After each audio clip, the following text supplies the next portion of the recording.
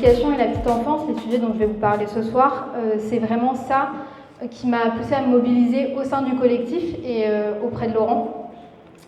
Parce que très rapidement, après notre emménagement, on s'est aperçu du désinvestissement total de la municipalité sur les sujets de l'enfance et de l'éducation.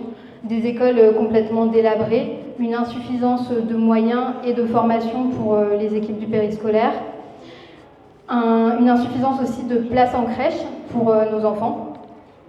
Et c'est la raison pour laquelle, dans notre programme, on propose une diversité de mesures pour l'enfance et l'éducation, parmi lesquelles en priorité la rénovation de nos écoles, comme vous l'a dit Olivier, mais également tout un travail autour de l'augmentation des modes de garde et du soutien à la parentalité au global.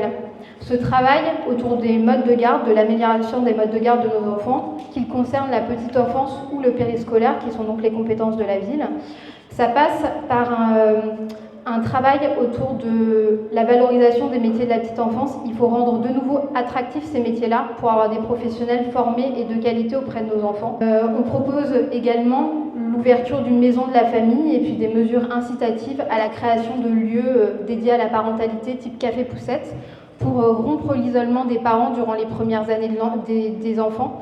Et on sait que cet isolement, il touche en particulier les femmes qui bien souvent s'arrêtent de travailler pour garder leurs enfants et n'ont aucun relais social, pas de tissu autour d'elles pour les aider dans ce rôle.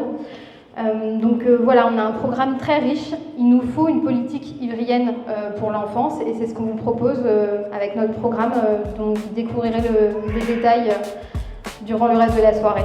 Merci pour votre écoute.